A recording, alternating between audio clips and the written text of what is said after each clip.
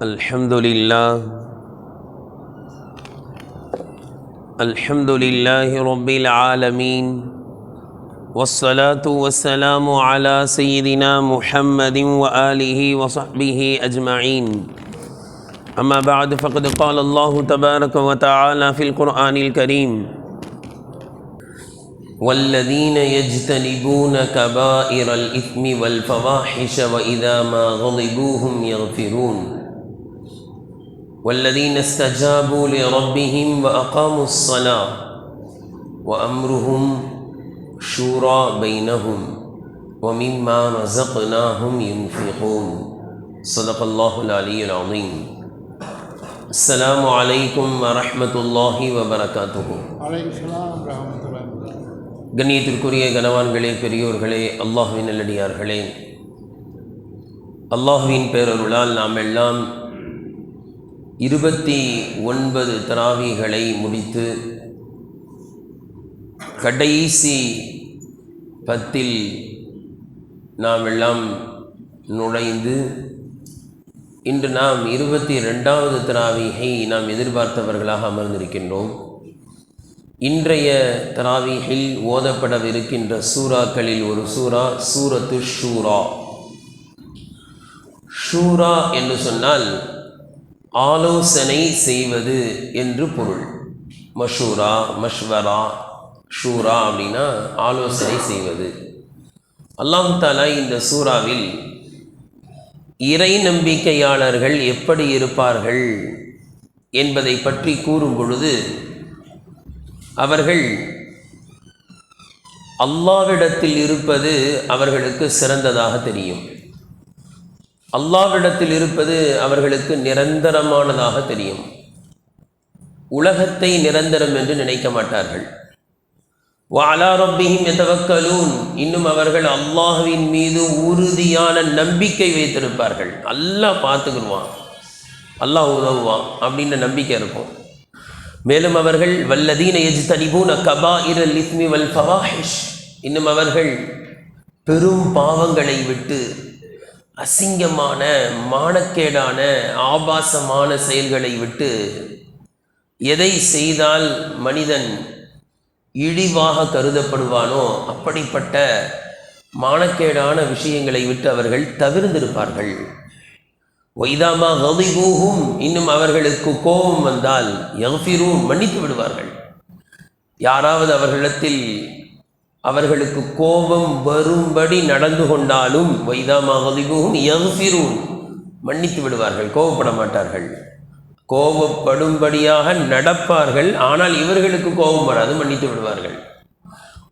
வல்லதீன இஸ்தஜாபூ லிரப்பிஹிம், இன்னும் அல்லாஹ்வினுடைய எல்லா கட்டளைகளுக்கும் தன்னுடைய ரப்பின் கட்டளைகளுக்கு பதிலளிப்பார்கள். வஅகாமுஸ்ஸலா, தொழுகையை நிலைநாட்டுவார்கள். இன்னும் வஅம்ருஹும் ஷூரா பைனஹும், அவர்களுடைய நடவடிக்கைகள் அவர்களுடைய செயல்பாடுகள் எல்லாம் ஆலோசனை செய்து செய்வார்கள். அவர்கள் தன்னிச்சையாக அப்படின்னா அர்த்தம், தன்னுடைய இச்சையின்படி தன்னிச்சையாக தனிப்பட்ட முறையில் என்ன செய்ய மாட்டாங்க, செயல்பட மாட்டார்கள். அவர்கள் ஒரு பொறுப்பில் இருந்தாலும் சரி அல்லது குடும்ப தலைவராக இருந்தாலும் சரி, அவர்கள் மற்றவர்களிடத்தில் ஆலோசனை பகர்ந்து மற்றவர்களிடத்தில் யோசனை கேட்டு அதற்கு பிறகு முடிவெடுத்து செயல்படுவார்கள். வஅம்ருஹும் ஷூரா பைனஹும், அவர்களுடைய செயல்பாடுகள் நடவடிக்கைகள் எப்படி இருக்கும் என்றால், தன்னை சுற்றி இருப்பவர்களிடத்தில் ஆலோசனை செய்த பிறகு செயல்படுவார்கள் என்பதாக அல்லாஹ் தஆலா புகழ்ந்து சொல்கிறான். கண்ணியத்திற்குரியவர்கள், அல்லாஹ் இங்கு பயன்படுத்தக்கூடிய இந்த ஆலோசனை என்பதற்கு அரபியில் என்ன வார்த்தையை பயன்படுத்துகிறான்னா ஷூரா அப்படின்ற வார்த்தையை பயன்படுத்துகிறான். நாம் புழக்கத்தில் மஷூரான்னு சொல்லுவோம். இது அரபியில் எந்த சொல்லிருந்து வந்துச்சு? இப்போ அதற்கு நாம் என்ன அர்த்தம் வைக்கிறோம், ஆலோசனைன்னு அர்த்தம் வைக்கிறோம். ஆனால் இதனுடைய அசல் அர்த்தம் என்ன? எப்போவுமே ஒரு வார்த்தைக்கு அசல் அர்த்தம்னு ஒன்று இருக்கும். உதாரணத்துக்கு பாருங்கள், இதுக்கு முன்னாடி கூட சொல்லியிருக்கோம், அதனால் அதை சொன்னால் டக்குன்னு விளங்கிறோம். ரஹீம், ரஹாம் அப்படின்னா சொந்த பந்தம்னு சொல்லுவோம் அரபியில். அரபியில் வந்து அர்ஹாம் அப்படின்னா சொந்த பந்தங்களுக்கு அர்ஹாம்னு சொல்லுவாங்க. ஆனால் இது அசல்ல எங்கேருந்து வந்துச்சுன்னா ரஹ்மான்லேருந்து வந்துச்சு. ரஹ்மான் ஆகிய என்னுடைய பேர்லேருந்து எடுத்திருக்கேன்றான். ரஹ்மான்லேருந்து தான் அர்ஹாம் வந்துச்சு. ரஹ்மான் என்ன அர்த்தம்? அளவற்ற அன்புடையவன். ஏன் அதிலிருந்து சொந்தத்துக்கு பேர் வச்சா உறவு அப்படின்றதுக்கு ஏன் அதுலேருந்து வந்துச்சுன்னா, நான் எப்படி உங்கள் மீது அளவு கடந்த அன்பை வைத்திருக்கிறேனோ அதே போன்று உங்களுடைய உறவுகள் மீது அளவு கடந்து நீங்கள் அன்பு வைக்க வேண்டும் என்பதற்காக அந்த ரஹ்மான்ல இருந்து எது வந்துச்சு? அர்ஹாம் வந்துச்சு. அதே போல இந்த ஷூரா மஷூரா இது எதுலேருந்து வந்துச்சு அப்படின்னா, அரபியில் தேன் கூட்டில் இருந்து தேனை எடுக்கிறதுக்கு உள்ள வார்த்தை தான் அது. ஷிர்துல் அஸ்ல, தேனை நான் எடுத்தேன் அப்படின்னு சொல்லுவாங்க. அஷூருஹு இதான் அகல்த மின் மௌதிஹி, தேனை தேன் கூட்டிலிருந்து எடுத்து விட்டால் ஷிர்து, நான் வந்து என்ன செஞ்சிட்டேன்? தேனை எடுத்துட்டேன் அப்படின்னு. தேனை எடுத்து விட்டால் என்ன வார்த்தையை சொல்லுவாங்களோ அதுதான் எது? மஷூரா. ஏன் அங்கேருந்து அல்லாஹ் எடுத்து இங்கே வச்சான் அப்படின்னா, அதுக்கு அல்லாமா ராசி ரஹ்மத்துல்லாஹி அலைஹி அவங்க சொல்கிறாங்க, தேன் கூட்டிலிருந்து தேனை எடுப்பது சாதாரண காரியம் இல்லை. எப்படிப்பட்ட காரியம்? கஷ்டமான காரியம். ஆனால் தேனை எடுத்துட்டா என்ன செய்யும்? அதுக்கு பிறகு இனிக்குமா இல்லையா? இதே மாதிரி தான் மஷூரா. ஆளெல்லாம் கூப்பிட்டு உட்கார வச்சு அப்படியே கேட்கறது இருக்க கஷ்டம். அந்த தேன் கூட்டிலேருந்து தேனை எடுக்கும்போது சில தேனி என்ன செஞ்சிடும்? நொடுக்குன்னு கொத்திட்டு போயிடும். அந்த மாதிரி சரிம்மா ஒரு மீட்டிங் ஒன்று வச்சுருவோம், ஒரு மஷூரா ஒன்று பண்ணி ஒரு ஆலோசனை கூப்பிட்டு போட்டுருவோன்னு ஒரு 10 பேரை கூப்பிட்டா அந்த 10 பேரில் யாராவது என்ன செஞ்சுவாங்க? நொடுக்குன்னு கொட்டு வச்சுட்டு போயிடுவாங்க. தேனி கொட்டுற மாதிரி கொட்டெல்லாம் விழுந்தான். ஆனால் அந்த கொட்டெல்லாம் தாங்கிக்கிட்டு முறையாக அந்த தேனை எடுத்துட்டா எப்படி அந்த தேன் இனிக்குதோ அந்த மாதிரி கொட்டுறவங்க இருப்பாங்க, கொட்டாமல் போகிறவங்க இருப்பாங்க. கஷ்டம்தான். ஆனால் அந்த ஆலோசனை பண்ணிட்டா அதுக்கு பிறகு என்ன செய்யும்? தேன் இனிக்கிற மாதிரி இனிக்கும். இதே மாதிரி அல்லாமா ராசி ரஹ்மத்துல்லாஹி அலைஹி இன்னொரு வார்த்தையும் சொல்கிறாங்க. இது என்ன எங்கேருந்து வந்துச்சுன்னா, விஸ்வர் அப்படின்னு ஒரு வார்த்தை இருக்குது அரபியில். அது எதுக்கு சொல்லுவாங்க அப்படின்னா, இந்த ஆடுகள் மாடுகள் விற்கிற அந்த அந்த சந்தை இருக்கு இல்லையா, அங்கே போயிட்டு ஆடுகள் மாடுகள் வாங்க போகும்போது இந்த மந்தையாக நிற்கும் ஆடு. நமக்கு ஒரு 2 ஆடு வாங்கணும், ஒரு ஆடு வாங்கணும்னு வைங்க. இந்த நடுவில் இருக்கிற ஆடு அது மாதிரி ஏதாவது நல்லா தெரியும், கொம்பு பயங்கரமாக இருக்கும், கொழுன்னு இருக்கும். அந்த நடுவில் இருக்க அந்த ஆடை தாங்க அப்படின்லாம் நம்ம கேட்போம். ஆனால் அது மொத்தமாக நிற்கும் போது அந்த ஆடு பார்க்கறதுக்கு நல்லா இருக்கும், ஆனால் கால் உடைஞ்சது தெரியாது. அந்த சந்தையில் வச்சு பார்த்தா என்ன செய்யாது? எல்லா ஆடும் போகும்போது அதுவும் போகும், ஆனால் நொன்றது என்ன செய்யாது? தெரியாது. அதனால என்ன செய்வாங்க அப்படின்னா, எந்த ஆடை வாங்கணும்னு ஒரு முடிவு எடுத்துட்டாரோ அந்த ஆட்டை அந்த சந்தை நடக்கிற இடத்த விட்டுட்டு கொஞ்சம் தள்ளி வந்து தனியாக வச்சு பார்க்கணுமா. அந்த சந்தை நடக்கிற இடத்த விட்டுட்டு தனியாக வந்து வச்சு பார்க்குறாருல, அந்த இடத்துக்கு பேர் விஸ்வர். அந்த இடத்துக்கு தனியாக கொண்டு வந்து பார்த்தாதான் அந்த ஆட்டில் இருக்கிற நிறகுறை தெரியும் அப்படின்ற வார்த்தையிலிருந்து ஆலோசனைக்கு வச்சான்ல. ஏன்னா எப்படி அந்த ஆடை அங்கே வச்சு பார்த்தா நிறகுறை தெரியாதோ, அதை தனியாக வச்சு பார்த்தா தான் அது கால் உடைஞ்சிருக்கா, காது வெட்டுப்பட்டிருக்கா, கண் இருக்கா, குருடை எல்லாமே தனியாக வச்சு பார்த்தா தான் தெரியுமோ, அது மாதிரி ஆலோசனை பண்ணி பார்த்தா தான் அதில் இருக்க நிறைகுறை தெரியும். நாம் நினச்சிக்கிட்டு இருப்போம் இப்படி செஞ்சால் கரெக்டுன்னு. 4 பேர்கிட்ட கேட்கும்போது தான் தெரியும், அது செஞ்சிடாதீங்க பாய், நான் அதை செஞ்சு மாட்டிக்கிட்டேன், நான் அதை செஞ்சு நஷ்டமாயிடுச்சு, எனக்கு வேணாம், அந்த காலேஜில் பையனை சேர்க்காதீங்க, நல்ல காலேஜ் நினச்சி நான் சேர்த்தேன். இப்போ 4 பேர்கிட்ட கேட்கும்போது நமக்கு அந்த ஆடு அங்கே வச்சு பார்த்தா எப்படி தெரியும்? நல்லா தான் தெரியும். தனியாக இழுத்துட்டு வந்து பார்த்தா கால் உடஞ்சி போயிருக்கும். அப்போ அந்த மாதிரி நமக்கு நாமே தன்னந்தனியாக இருந்துக்கிட்டு இருந்தா எல்லாமே கரெக்டாக தெரியும், இல்லை எல்லாமே தப்பாகவும் தெரியும். 4 பேர்கிட்ட ஆலோசனை செய்யும் பொழுதுதான் அதில் இருக்கக்கூடிய நிறை குறை தெரியும். எனவே அல்லாஹு தஆலா ஆலோசனை செய்யுமாறு கட்டளை இடுகிறான். யாருக்கு? ஒரு இடத்துல நபிக்கு அல்லாஹ் கட்டளையிடுறான். அது விரிவாக சொல்ல நேரம் இல்லை, சுருக்கமாக சொல்கிறேன். நபிக்கு அல்லாஹு தஆலா வஷாவிருஹும் ஃபில் அம்ர், நீங்கள் அந்த சஹாபாக்களிடத்தில் ஆலோசனை கேட்க வேண்டும், ஆலோசனை செய்ய வேண்டும் அப்படின்ற கட்டளை யாருக்கு வருது? ரசூலுல்லாவுக்கு வருது. நீங்க சிந்திக்க வேண்டிய செய்தி, ரசூலுல்லாவுக்கு நேரடியாக என்ன செய்யுது? வஹி வந்துட்டு இருக்கு. எதை எப்படி செய்யணும்னு அல்லாஹ்வுடைய தொடர்போடு இருக்கிறாங்க. அந்த ரசூலுல்லாவுக்கே அல்லாஹ் என்ன வஹி அனுப்புறான்? நீங்கள் யார்கிட்ட ஆலோசனை செஞ்சு செய்யணும்? சஹாபாக்கள்கிட்ட. ஒன்று. ரெண்டாவது ரொம்ப முக்கியமாக கவனிக்க வேண்டியது என்ன அப்படின்னா, இந்த மஷூரா செய்யணும் அப்படின்ற கட்டளை எப்போ இறங்குச்சு தெரியுங்களா? உஹது யுத்தத்திற்கு பிறகு. எந்த யுத்தத்திற்கு பிறகு? உஹது யுத்தம் நடைபெற்று முடிஞ்ச பிறகு.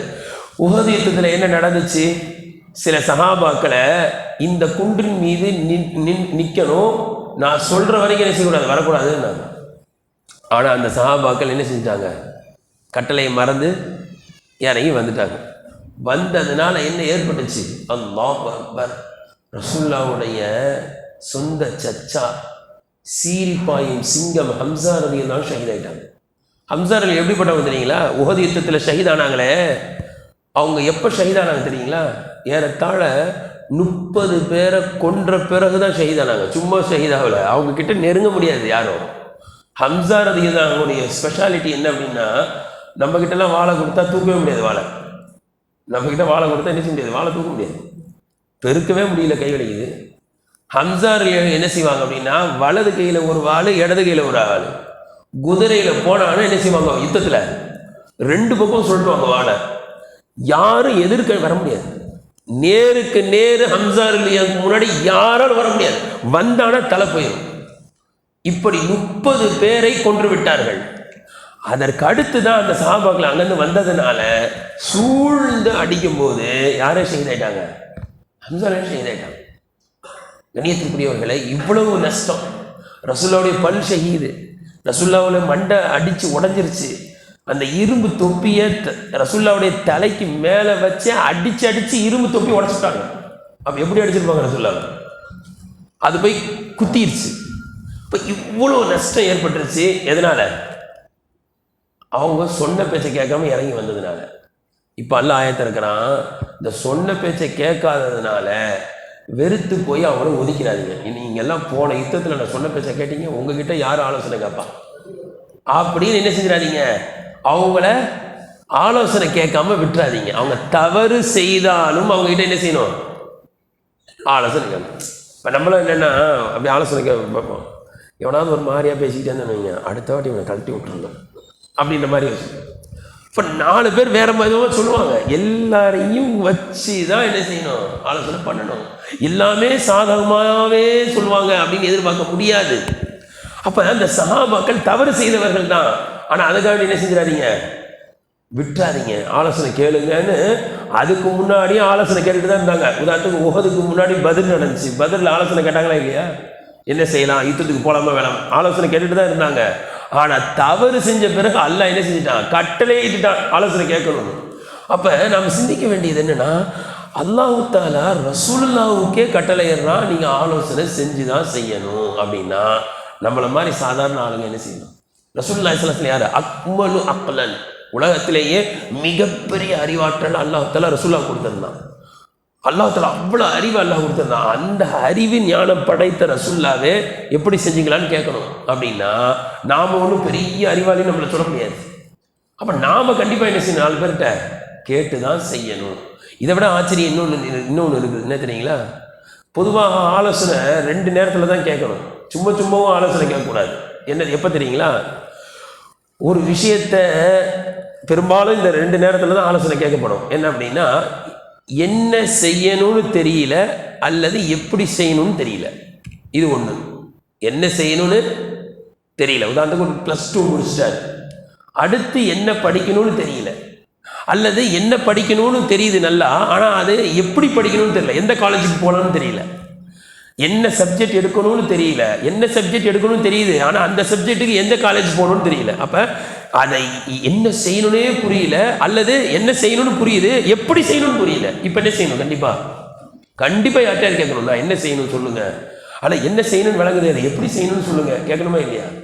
சரி, ஒருத்தருக்கு என்ன செய்யணும்னு தெரியுது, எப்படி செய்யணும்னு தெரியுது, என்ன செய்யணும்னு தெரியுது, எப்படி செய்யணும்லாம் தெரியுது. இப்போ யார்கிட்ட கேட்கணுமா? என்ன செய்யணும்னு தெரியும், எப்படி செய்யணும் க்ளீனாக தெரியுது. இப்போ யார்கிட்ட கேட்கணுமா? அப்படின்னா கேட்க தேவையில்லைன்னு தோணும், ஆனால் கேட்கணும். ஏன் தெரியுங்களா?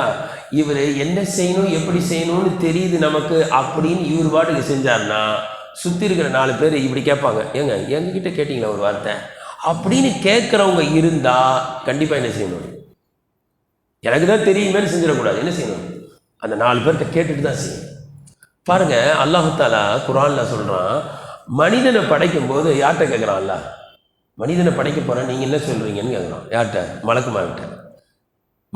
அவங்க சொல்கிறாங்க, மனிதனையாக படைக்க போகிறேன், அவன் சண்டை போட்டு சாவானே அல்ல, உன்னை தஸ்பீ செய்கிறதுக்கு நாங்கள் இருக்கும்போது அவன் எதுக்கு அப்படின்ட்டாங்க அவங்க பாட்டு.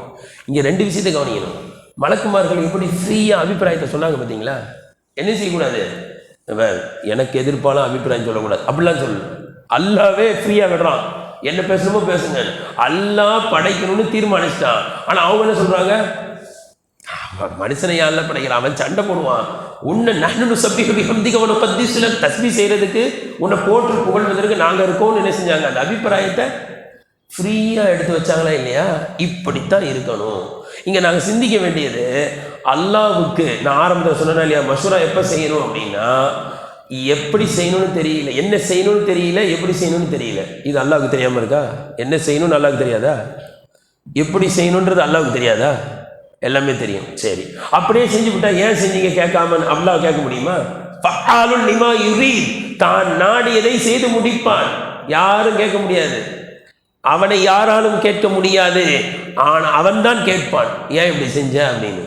அப்ப யாருமே கேட்கறதுக்கு முடியவே முடியாது. அல்லாஹ்க்கு எல்லாமே தெரியும், இருந்தாலும் கேட்டான் மலக்கு மாட்டேன். ஏன் தெரியுங்களா? அல்லாஹ் தஆலா நமக்கு பெரிய படிப்பினை வச்சிருக்கான். மனிதனே பார், எனக்கு என்ன செய்யணும்னு தெரியும், எப்படி செய்யணும்னு தெரியும், நான் செஞ்சால் கேட்கறதுக்கு யாரும் இல்லை. அப்படிப்பட்ட நானே என்ன செஞ்சேன் கேட்டேன்னா, நீங்கள் என்ன செய்யணுமா இல்லையா, 4 பேர்ட்ட ஆலோசனை செய்யணுமா இல்லையான்ற படிப்பில். உதாரணத்துக்கு பாருங்கள், இன்னொன்று சொன்னால் நல்லா விளங்கிடும். அல்லாஹ் தஆலா குன் ஆகுன்னு என்ன ஆயிரும்? குன் அப்படின்னா என்ன ஆயிடும்? ஃபயகுன், உடனே ஆகிவிடும். உடனே ஃபனா உடனே அர்த்தம். குன் ஃபயகுன், ஆகு என்று சொன்னால் உடனடியாக ஆகிவிடும் அப்படின்னு அல்லாஹ் குர்ஆன்ல பல இடத்துல சொல்றான். நான் ஆகுன்னு ஆயிடும். ஆனால் அப்படிப்பட்ட அல்லாஹ் சொல்றான், வானம் பூமியை 6 நாளில் படைத்தேன்றான். வானம் பூமியை படைக்கிறதுக்கு எத்தனை நாள் ஆச்சு? 6 நாள் ஆச்சுன்றான். இங்கே கேள்வி 2 இருக்கு. ஒன்று, வானபூமியை படைச்சு சூரியனெல்லாம் படைச்ச பிறகுதான் நாளே உருவாச்சு இல்லையா? ஆனால் அல்லாஹ் சொல்கிறான், வானபூமியை படைக்கிறதுக்கு எத்தனை நாள் ஆச்சு? அது எந்த 6 நாள்? அது நமக்கு தெரியவே தெரியாது. சரி, 6 நாள் ஆச்சுன்றானே, எதுக்கு 6 நாள் அல்லாஹ்வுக்கு? அதான் ஆகுனா ஆயிருமே. அப்போ நமக்கு அதில் படிப்பினை இருக்குது. என்ன தெரியுங்களா? இந்த பார், ஆகுனா ஆயிடும். ஆனால் நானே என்ன செஞ்சேன், வானபூமியை படைக்கிறதுக்கு 6 நாள் எடுத்துக்கிட்டேன். அதனால் மனிதனாகிய நீ சும்மா ஆகுனோடனே ஆயிடாது. ஒரு சில காரியங்களுக்கு ஒரு சில நேரத்தை ஒதுக்கி தான் செய்யணும். இப்போ இங்கேருந்து நான் புருஷவாகத்துக்கு போகிறேன், இல்லை புருஷவாகத்தில் இங்கே வேணாம், எவ்வளோ நேரம் வேணும்? ஒரு 20 நிமிஷமாக வேணும்ல. அங்கேருந்து 10 நிமிஷத்தில் இங்கே வரணும்னா எங்கேயாவது முட்டி மோத வேண்டியதான். அப்போ ஒரு காரியத்துக்கு எவ்வளோ டைம் தேவையோ, மனிதனே பார், குன் என்றால் ஆகிவிடும். ஆனாலும் நான் 6 நாளை எடுத்துக்கொண்டேன் என்று சொல்கிறேனே, அது எதுக்கு தெரியுமா? உனக்கு அதில் படிப்பினை வைத்திருக்கிறேன். நீ ஒரு நேரத்தை, ஒவ்வொரு செயலுக்கும் எவ்வளோ நேரம் ஆகுமோ அவ்வளோ நேரத்தை ஒதுக்கிட்டு செய். இங்கேருந்து சென்ட்ரலில் போய் ரயில் பிடிக்கணும், என்ன செய்யணும்? ஒரு 3/4 மணி நேரத்துக்கு முன்னாடி கிளம்பணும். 1/2 ஹவர் வச்சுக்கிட்டு கிளம்புனா ட்ரெயின் மிஸ் ஆனாலும் மிஸ் ஆகிடும். அப்போ டைமை எடுக்கணும். அது மாதிரி இங்கே அல்லா படிப்பினை வச்சுருக்கான். என்னை யாரும் கேட்க முடியாது, ஆனால் நானே ஆலோசனை பண்ணேன்னா நீங்கள் கண்டிப்பாக ஆலோசனை செய்யுங்க. ஹதீஸுகளில், பல்வேறு ஹதீஸுகளில் பல ரசூலா சொல்கிறாங்க, ஆலோசனை யார் செய்கிறார்களோ, மா தஷாபர கௌமுன் கத்து இல்லா ஹுது லி அர்ஷதி அம்ரிஹிம், எந்த சமுதாயம் ஆலோசனை செய்கிறார்களோ அவர்கள் மிக நேர்த்தியான பாதையை அவர்களுக்கு நிச்சயம் காட்டப்படுவார்கள். ரொம்ப டாப் லெவலில் அந்த காரியத்தை செஞ்சு முடிப்பாங்க. எவ்வளவு நேர்த்தியாக செய்ய முடியுமோ அவ்வளவு நேர்த்தியாக யார் தான் செய்ய முடியும்? 4 பேர்கிட்ட விசாரித்து செய்கிறவங்களால தான் நேர்த்தியாக செய்ய முடியும். கணியத்துக்குரிய இன்னும் ஹதீஸில் வருது, யாராவது ஒரு காரியத்தை செய்யணும் நாடி அதை உரிய ஒரு நல்ல மனிதர் ஒரு முஸ்லீம் இடத்துல ஆலோசனை செஞ்சாருன்னு சொன்னால் அல்லாஹு தஆலா அவருக்கு கரெக்டான ரூட்டை காட்டாமல் இருக்க மாட்டான் அப்படின்னு ஹதீஸில் வருது. கணியத்திற்குரியவர்களை, இன்னொரு ஹதீஸில் வருது, உங்களில் உள்ள தலைவர்கள் நல்லவர்களாக இருந்து விட்டால், உங்களில் உள்ள செல்வந்தர்கள் கொடை வள்ளலாக இருந்து விட்டால், இன்னும் நீங்கள் ஆலோசனை செய்து எல்லா காரியத்தையும் செய்பவர்களாக இருந்து விட்டால், பூமிக்கு மேல் இருப்பது நல்லது பூமிக்குள் செல்வதை விட. இதை சொல்லிட்டு ரசூலுல்லாஹ் சொல்கிறாங்க, நீங்கள் ஆலோசனைலாம் செய்கிறதில்ல, உங்களில் உள்ள தலைவர்கள் ரொம்ப மோசமானவங்களாக இருக்கிறாங்க, உங்களில் உள்ள செல்வம் படைத்தவர்கள் பணக்காரர்கள் கஞ்சர்களாக இருக்கிறார்கள், நீங்கள் பெண்கள் என்ன சொல்கிறாங்களோ அதை கேட்டு செஞ்சுக்கிட்டே இருக்கிறீங்களே தவிர ஆலோசனைலாம் செய்கிறது இல்லை அப்படின்னா நீங்கள் பூமிக்கு மேலே இருக்கிறத விட பூமிக்குள்ளே போயிடலான்றாங்க. இப்போ பூமிக்கு மேல் வாழ வேண்டும் என்றால் நிம்மதியாக ஆலோசனை செய்ய வேண்டும் என்பதை நபி ஸல்லல்லாஹு அலைஹி வஸல்லம் அவர்கள் இங்கு வலியுறுத்துகிறார்கள். இன்னொரு ஹதீஸ்ல வருது, மகாப மனிஸ்தகார, யார் சிறந்ததை அல்லாஹ்விடத்தில் தா என்று கேட்டுவிட்டு செய்கிறார்களோ அவர்கள் தோல்வி அடைய மாட்டார்கள். இஸ்திகாரா தொழுக, இஸ்திகாரா துவான்னு புகாரியில் இருக்கு. அதாவது ரசூலுல்லாஹ் சொல்றாங்க, அது பெரிய துவா. என்ன அப்படின்னா, ஏதாவது ஒரு செயலை செய்ய போறோன்னு வைங்க, முதல்ல யா அல்லாஹ் நான் இதை செய்யவா வேணாமா, எனக்கு ஒரே என்ன செய்யுது நெருடலா இருக்கு, எனக்கு அது எனக்கு நல்லதுன்னா தா, அது எனக்கு கெட்டது அப்படின்னா இம்மைக்கு கெட்டதாக இருந்தாலும் சரி மறுமைக்கு கெட்டதாக இருந்தாலும் சரி அதை விட்டு என்ன எப்படியாவது தட்டி விட்டு, அல்லது என்னை விட்டு அதை எப்படியாவது தட்டி விட்டு. நாம் என்ன கேட்போம், எப்படியாவது எனக்கு தந்துரு அப்படின்னு கேட்போம். ரசூலுல்லாஹ் சொல்லி தராங்க, அப்படி இல்லை. அல்லாஹ்விட எப்படி கேளுங்க, அல்லாஹ் எனக்கு கயிறு தெரியாது, எனக்கு தெரியாது உனக்கு தெரியும். அது துவால வருது, எனக்கு தெரியாது உனக்கு தெரியும். அதை அடைகின்ற ஆற்றல் என்னிடத்தில் இல்லை, அதில் எனக்கு நலவு இருந்தால் அதை அடைகின்ற ஆற்றலை எனக்கு கொடு. அது எனக்கு தீங்கு என்றால் அதை எப்படியாவது என்னை விட்டு தட்டிவிடு, அதை விட்டு என்னை திருப்பி விடு சொல்லிட்டு ரசூலுல்லாஹ் சொல்றாங்க, அதற்கு பிறகு எனக்கு எது நல்லது என்று இருக்கிறதோ அது எங்கு இருந்தாலும் அதை அடைகின்ற சக்தியை எனக்கு கொடு. அதை நான் அடைந்த பிறகு, அது எனக்கு கிடைத்த பிறகு அதன் மீது திருப்தி அடையக்கூடிய தௌஃபீக் கொடு. சில சமயம் கிடைச்சிரும், திருப்தி வராது. கல்யாணம் பண்ணிடுவாரு, திருப்தியே இருக்காது. அது கிடைச்சிருச்சு இல்லை, அப்புறம் திருப்தி இல்லாட்டி என்ன இருக்குது? அப்ப எனக்கு கிடைக்க வேண்டியது கிடைச்சிட்டா அதுக்கு அதன் மீது என்ன செய்யும், திருப்தியை கொடு. இதுதான் இஸ்திகாரா. இந்த மாதிரி துவா செஞ்ச பிறகு ஒன்று கிடைச்சிச்சுன்னு வைங்களேன், அவர் தோல்வி அடைய மாட்டார். அடுத்து அதே ஹதீஸ்ல சொல்றாங்க, வலா நதிம மனிஸ்தஷாரா, யார் ஆலோசனை செஞ்சு ஒரு விஷயத்துல இறங்கி செய்கிறாரோ அவர் கை சேதம் அடைய மாட்டார். கையை பிசைய வேண்டிய அவசியம் இருக்காது. அடடடா தெரியாம செஞ்சிட்டோமே, இந்த பிஸ்னஸை தெரியாம ஆரம்பிச்சிட்டோமே அப்படின்னு கையை பிசைய வேண்டிய அவசியம் அவருக்கு இருக்காது. கணியத்திற்குரியவர்களே, ஹஜ்ரத் லுக்மான் அலைஹிஸ்ஸலாம் அவர்கள் தன்னுடைய மகனுக்கு சொல்லுவாங்க, வஷாவிர் மன் ஜர்ரபல் உமூர, மகனே நீ விஷயங்களில் அனுபவம் மிக்கவர்களிடத்தில் ஆலோசனை செய். யார்கிட்ட ஆலோசனை செய்யணும்? அது சம்பந்தமா யாருக்கு அனுபவம் இருக்கோ அவங்க கிட்ட என்ன செய்யணும், ஆலோசனை செய்யணும். இதுக்கு தஜர்ருபான்னு சொல்லுவாங்க, உருதுலையும் சொல்லுவாங்க, அரபியில சொல்லுவாங்க. தஜர்ருபா, அனுபவம் யார்கிட்ட இருக்கோ அவங்க கிட்ட என்ன செய்யணும், கேட்டுட்டு செய் மகனே அப்படின்றாங்க. இந்த தஜர்ருபா அப்படின்றதுக்கு தஜர்ருபா அனுபவம், அனுபவம் உள்ளவங்ககிட்ட போய் என்ன செய்யணும், ஆலோசனை கேட்கணும். அனுபவம் என்றால் என்ன? அனுபவசாலி யாருக்கு சொல்லுவாங்க தெரியுங்களா? ரொம்ப வித்தியாசமான கருத்து சொல்லியிருக்காங்க. மாலி கே கலத்தி கு தஜர்ருபா கேஹதே ஹை, உருதுல அழகா சொல்லுவாங்க. அனுபவம் என்னது அப்படின்னா, சென்ற காலத்தில் ஏற்பட்ட தவறுகள் தான் அனுபவம். அனுபவசாலின்னா ஏதோ எல்லாத்தையும் டாப்பா செஞ்சு முடிச்சவருன்னு அர்த்தம் இல்லையா. அவர் என்ன செஞ்சிருப்பாரு, நிறைய இதில் முட்டி மோதி பல கஷ்ட நஷ்டத்தை அனுபவிச்சிருப்பாரு, விளங்கிச்சிங்களா? அவர்கிட்ட கேட்கணும். அப்போ அவர் சொல்லுவார், தம்பி வேணாம், இது வேணாம், இது நான் எடுத்தேன், இவ்வளோ நஷ்டமாகி போச்சு. அப்போ அதுதான் அனுபவம். எது கெட்டது, எது நமக்கு ஒத்து வராது அப்படின்றதெல்லாம் அவங்க என்ன செஞ்சிருப்பாங்க, தெரிஞ்சு வச்சுப்பாங்க. யாருன்னா நம்மளை விட வயசுல மூத்தோம். சொல்றாங்க ஹஜ்ரத் லுக்மான் அலைஹிஸ்ஸலாம், அப்படிப்பட்ட ஆள்கிட்ட கேளு. ஏன் தெரியுமா அனுபவம் உள்ளவங்கிட்ட கேட்க சொல்றேன்? அவங்க எதை பெரிய விலை கொடுத்து வாங்கினாங்களோ அந்த ஆலோசனையை அவங்ககிட்ட சொல்லுவாங்க. நீ அந்த ஆலோசனையை ஓசியில் எடுத்துட்டு வந்துடலான்றாங்க. விளங்கிச்சிங்களா? அவருக்கு பல நஷ்டமாயிருக்கும். அதில் போய் அந்த நஷ்டம் அடைஞ்சி அதுக்கப்புறம் முடிவு எடுத்துருப்பாருப்பா, இதை தொடக்கூடாதுப்பா அப்படின்னு. நீங்க அவர்கிட்ட கேட்டீங்கன்னா முன்கூட்டியே சொல்லிடுவாரா இல்லையா? அப்ப அவருக்கு அந்த அனுபவம் எப்ப கிடைச்சிச்சு? பல நஷ்டங்களை கஷ்டங்களை சந்திச்ச பிறகுதான் அவருக்கு அதுல அனுபவம் ஏற்பட்டுச்சு. இப்ப அவர்கிட்ட போய் நம்ம ஒரு ஆலோசனை கேட்கும்போது அவர் பல நஷ்ட கஷ்டத்துக்கு பிறகு கிடைச்ச அந்த அனுபவத்தை என்ன செஞ்சிருவார், நமக்கு ஃப்ரீயா கொடுத்துருவார். தம்பி உட்காருப்பா, உனக்கு சொல்றேன் அப்படின்னு. அதனாலதான் பெரியவர்களிடத்தில் ஆலோசனை கேட்க வேண்டும். அதே நேரத்தில் ஆலோசனை கொடுக்குறாங்க பார்த்தீங்களா, அவங்க ரொம்ப கேர்ஃபுல்லா இருக்கணும். ரசூலுல்லாஹி சொன்னாங்க, அல் முஸ்தஷாரு முக்தமனுன், யார் ஆலோசனை கேட்கப்படுகிறாரோ அதாவது யார் ஆலோசனை கொடுக்குறாரோ அவர் நம்பிக்கைக்குரியவர். ஆமாம், உங்களை நம்பி தானே வந்து கேட்டார். அப்போ எப்படி ஆலோசனை கொடுக்கணும் அப்படின்னா ரசூலுல்லாஹ் சொல்கிறாங்க பாருங்க எவ்வளோ அழகா, உங்களுக்கு நீங்கள் செஞ்சால் எப்படி செய்வீங்களோ அப்படி ஆலோசனை கொடுக்கணும். உதாரணத்துக்கு ஒரு பையனை, எங்கள் அந்த பையன் நல்ல பையனா, என் பொண்ணை கொடுக்கலான்னு இருக்கேன், நீங்கள் என்ன சொல்கிறீங்க அப்படின்னு ஒருத்தர் கேட்குறாருன்னு வைங்க. இப்போ இவர் எப்படி ஆலோசனை கொடுக்கணும் தெரியுமா? என் பிள்ளைய வந்து அந்த பையனை கொடுப்பனா, என் பொம்பளை பிள்ளைய அந்த பையனுக்கு கொடுப்பனா, கொடுப்பேன்னா என்ன சொல்லணும்? நல்ல பையன் எங்கே கொடுங்கன்னு. தனக்கு எப்படி நீங்கள் செய்வீங்களோ, எப்படி எடுத்துக்கிடுவீங்களோ அந்த மாதிரி தான் என்ன செய்யணும், அடுத்தவங்களை ஆலோசனை. என் பிள்ளைய அந்த பையனுக்கு என்ன செய்ய மாட்டேன், கொடுக்க மாட்டேன், எவனாவது கொடுத்துட்டு போனோம் அப்படி ஆலோசனை செய்யறீங்க. அவன் அந்த நல்ல பையன் இல்லையே, என் பிள்ளையாங்க கொடுப்பேன், அவனுக்கு கொடுக்க மாட்டேன். அப்போ சொல்லணும், ஏங்க அந்த பையன் என்ன இல்லை, சரியில்லை, கொடுக்காது. இதுதான் இந்த ஆலோசனை கேட்கப்படுகின்ற நபர் இப்படி இருக்கணும்.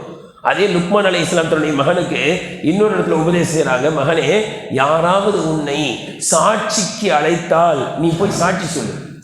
அதாவது ஒருத்தர் அடிச்சிட்டான், அவர் பார்க்குறாரு, ஜட்ஜி கிட்ட போய் நின்னா, உன்னை இவர் தான் அடித்தாருன்னு யாருப்பா பார்த்தா அப்படின்னா அவர் போய் வந்து சொன்னால் தானே முடியும்.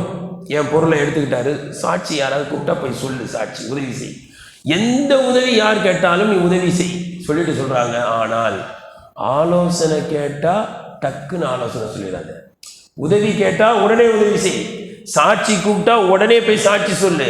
ஆனால் யாராவது உங்ககிட்ட ஆலோசனை கேட்டால் கேட்டவுடனே படப்படன்னு பெரிய அனுபவம் இருக்கிற மாதிரி கொட்டி தீத்துறாத, யோசி. நம்ம உன்னை நம்பி கேட்குறாரு, கொஞ்சம் பொறுமையாக பதில் சொல்லு, யோசிச்சு பதில் சொல்லு, நல்லதாக பார்த்து பதில் சொல்லு. உன்னை நம்பி கேட்குறாரு, அவசரப்பட்டுனே செஞ்சிடாத, ஆலோசனை கொடுத்துறாத என்பதாக ஹஜ்ரத் லுக்மான் அலைஹிஸ்ஸலாம் அவர்கள் சொல்கிறார்கள். எனவே கணியத்துக்குரிய இப்படி நாம் முறையாக ஆலோசனை செய்தால் நாம் நேர்த்தியான ஒரு நல்ல ஒரு இடத்திற்கு நாம் செல்லலாம், முன்னேற்ற பாதை அடையலாம். ஹஜ்ரத் தல்ஹா ரலியல்லாஹு அன்ஹு சொல்லுவாங்க, சில விஷயத்தை சில பேர்ட்ட ஆலோசனை கேட்கக்கூடாது, எல்லாத்தையும் போய் என்ன செய்யக்கூடாது ஆலோசனை. உதாரணத்துக்கு பாருங்க, தர்மம் செய்யலாமா வேணாமா, இவருக்கு ஒன்று கொடுக்கலாமா வேணாமான்னு ஒரு கஞ்ச பையன்கிட்ட போய் மசூரா கேட்காதீங்கன்றாங்க. ஒரு கஞ்சங்கிட்ட கேட்டால் என்ன சொல்லுவான், இந்த பாருப்பா அவருக்கு கொடுக்கலாமா, ஒரு உன் அபிப்பிராயம் என்ன அப்படின்னு ஒரு கஞ்சங்கிட்ட கேட்டால் என்ன சொல்லுவான், தேவையில்லை அப்படின்னா அவன் சொல்லுவான். அதே போல் சொல்கிறாங்க, சொந்த பந்தத்தை சேர்ந்து வாழ்கிற விஷயமா கஞ்சங்கிட்ட ஆலோசனை பண்ணாதீங்க. ஏன்னா சொந்த பந்தத்தை சேர்ந்து வாழ்கிறதுக்கு கொஞ்சம் காசு பணம் செலவாகும், நிச்சயமாக காசு பணம் செலவாகும். ஏன் சொந்த பந்தங்கள்லாம் எப்போ தான் சேர்ந்து வாழ்வாங்க, நம்ம அவங்களுக்கு உபகாரம் செய்யும் போது தாங்க சேர்ந்து வாழ்வாங்க. நான் அவங்ககிட்ட இருந்து எதிர்பார்த்துக்கிட்டே இருந்தால் சரிப்பட்டு வராது. நம்ம தான் அவங்களுக்கு செலவு பண்ணணும், அவங்களுக்கு விருந்து கொடுக்கணும், அவங்கள நம்ம வீட்டுக்கு கூப்பிடணும், வெளியில் கூப்பிட்டு போனோம், அவங்களுக்கு எதாவது வாங்கி கொடுக்கணும், இதெல்லாம் செலவாக தான் செய்யும். இந்த சொந்த ஒருத்தர்கிட்ட நம்ம சண்டை போட்டுருக்கோம், அவர்கிட்ட போய் சேர்ந்துடலான்னு பார்க்குறோம், யார்கிட்ட ஆலோசனை கேட்கணும், தாராள மனப்பான்மையிட்ட ஆலோசனை கேட்கணும். ஏங்க அவன்கிட்ட ரொம்ப நாள் ஆச்சு பேச ஆரம்பிச்சிடலாமா, கஞ்ச பையலான்னு தான் என்ன சொல்லுவான், அதெல்லாம் பேசாத, பேசுனா செலவுன்றுவான். அதே போல் சொல்கிறாங்க, போருக்கு போகலாமா வேணாமா அப்படின்னு யார்கிட்ட ஆலோசனை பண்ணுறது, தைரியமான ஆள்கிட்ட ஆலோசனை பண்ணணும். அவன் கஞ்ச கோலை நடுங்கிறான், அவன்கிட்ட போருக்கு போகலாமா வேணாமா, அவனும் போக மாட்டான், போகணும் மாட்டான். சொல்கிறாங்க, போருக்கு போகிற விஷயமா யார்கிட்ட ஆலோசனை கேட்காதீங்க, பைனாங்கோலிக்கிட்ட ஆலோசனை கேட்காதீங்க.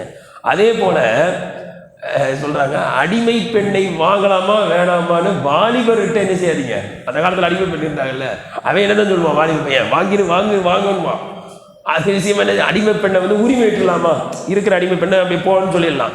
அது விஷயமா யார்கிட்ட ஆலோசனை, வாலிப பையன்கிட்ட கேட்காதீங்க. ஏன்னா அவன் என்ன தான் சொல்லுவான், அடிமை பெண்ணை வித்துறாத வச்சுக்கன்னு தான் சொல்லுவான்.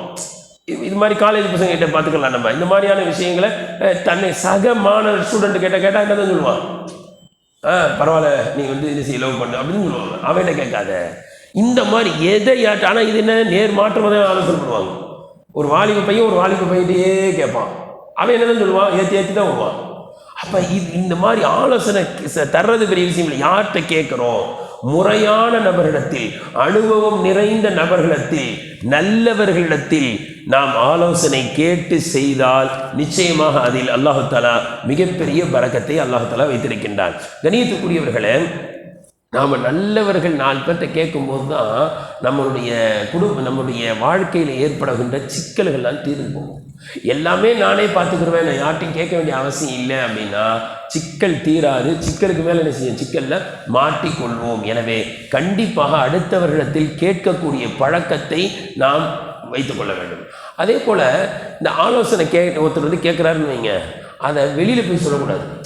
அவரே நம்மக்கிட்ட தான் கேட்டு செய்வார், முடிஞ்சு போச்சு.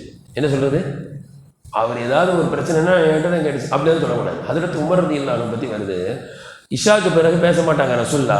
ரொம்ப முக்கியமான விஷயமா இருந்தால் அபூபக்கர் சித்திக் ரலியல்லாஹு என்ன செய்வாங்க, ஆலோசனை செய்வாங்க.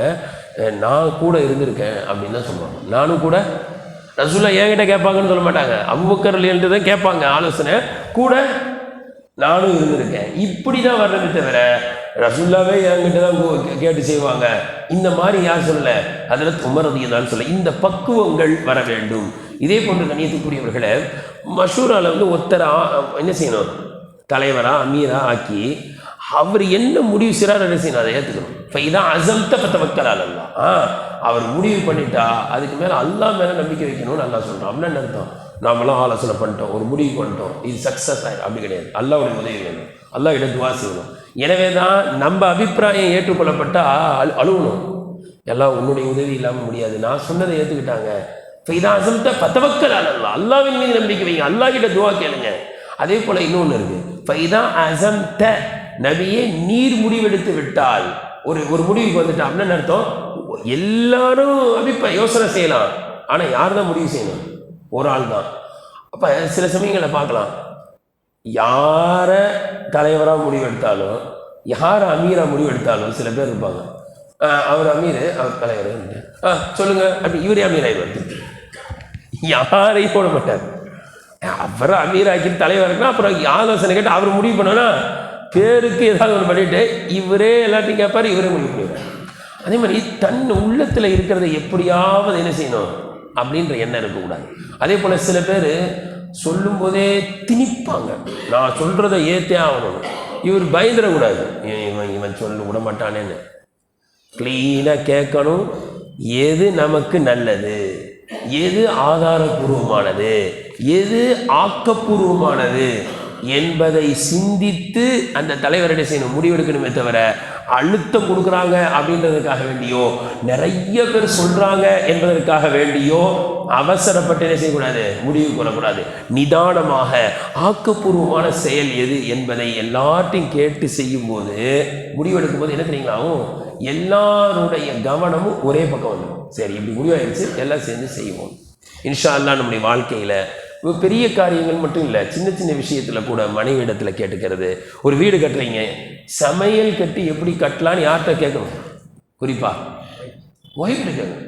நம்ம இஷ்டத்துக்கு சமையல் கட்டை கட்டிடுறது, அங்கே நின்று சமைக்க போகிறது யார், மனைவி தானே. அப்போ அவங்கக்கிட்ட ஒரு வார்த்தை, உனக்கு ஷிங்க் எங்கே வேணும், உனக்கு ஃப்ரிட்ஜ் எங்கே வச்சா வசதியாக இருக்கும், உனக்கு வந்து அடுப்பு எங்கே வச்சா வசதியாக இருக்கும், எங்கே ஜன்னல் வச்சா உனக்கு நல்லா இருக்கும், அந்த அலமாரி எங்கே வைக்கணும் நீ விரும்புவ அப்படின்னு யார்கிட்ட ஒரு வார்த்தை, மனைவி கிட்ட ஒரு வார்த்தை கேட்கணும். ரசூலுல்லாஹி ஸல்லல்லாஹு அலைஹி வஸல்லம் தன்னுடைய மனைவி இடத்துல ஆலோசனை பண்ணியிருக்காங்க. அல்லாஹு தஆலா ஆலோசனை செய்து எதை செய்தாலும் அல்லாஹு தஆலா அதில் வெற்றியை வைத்திருக்கிறேன் என்று சொல்கிறான். எனவே அல்லாஹு தஆலா அவர்களை வாழ்க்கையில் எல்லா நேரங்களிலும் நம்மை சுற்றி இருப்பவர்களிடத்தில் ஆலோசனை பகிர்ந்து யோசனை கேட்டு முடிவெடுத்து அல்லாஹ்வினுடைய உதவியை பெறக்கூடிய நல்ல மக்களாக அல்லாஹ் நம்மை ஆக்கி அருள் செய்வானாக. வாஹிரு தஅவானா அல்ஹம்துலில்லாஹி ரப்பில் ஆலமீன். سبحان الله وبحمده سبحانك اللهم وبحمدك نشهد أن لا إله إلا أنت نستغفرك ونتوب إليك. سبحان ربك رب العزة عما يصفون وسلام على المرسلين والحمد لله رب العالمين. صلى الله على محمد صلى الله عليه وسلم صلى الله على محمد صلى الله عليه وسلم صلى الله على محمد يا رب صل عليه وسلم.